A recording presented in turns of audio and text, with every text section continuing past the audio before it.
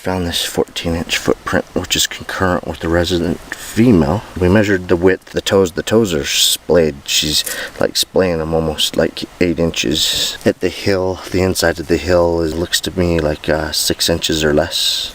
That's pretty definitive to me, and it was right next to a bedding structure. We found a bedding spot. I'm gonna lay on it. You can tell it's old. Before I lay on it,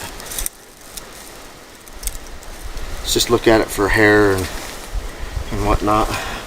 You can tell this was used a while ago, and maybe even recently. There's fresh and old, broken and brought and laid down here.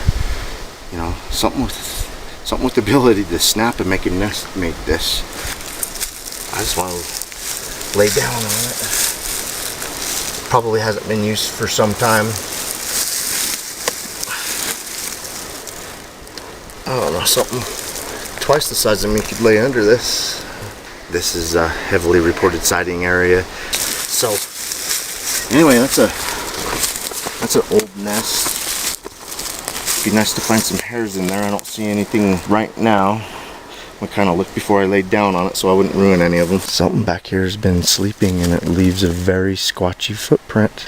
We found a 14-inch footprint. We found a few more, but this one's the deepest and stuff. We think it was made when the ground was wet and mud after a rainfall, because it made a bed right here. Out here we find a print that looks like it was made in the mud in the Rocky Mountains. The soil is really rocky up here. 6 inches wide, nearly 14 inches long.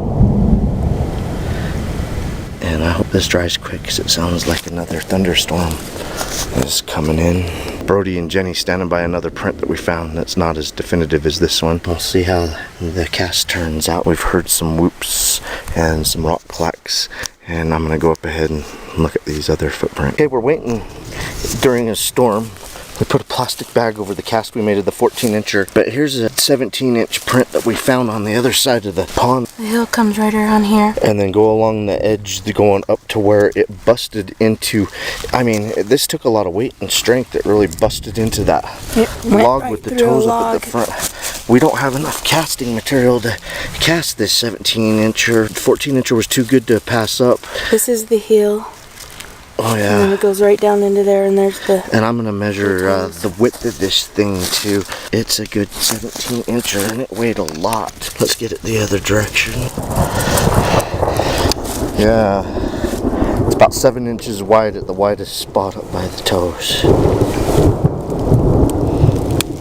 Dang rain. Yeah.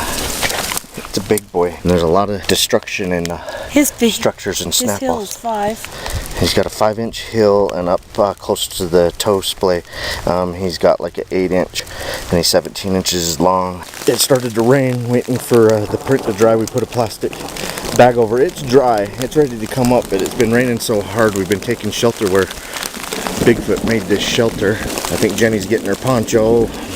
Brody's already got waterproof gear. I've got my cheap poncho on.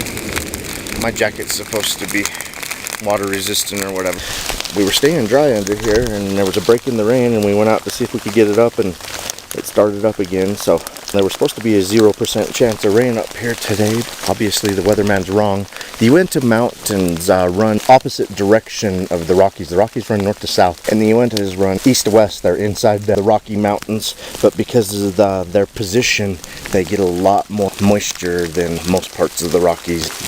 We're going to get back into the structure, the bed site, possible Bigfoot bedding site right by a 14-inch print, and off that way we found a really nice 17-inch. Get back in here and wait for the rain to subside hopefully and go back down. Otherwise we're gonna have to walk down in it, but I think we can see a clear spot in the sky coming, so hopefully it's blowing over.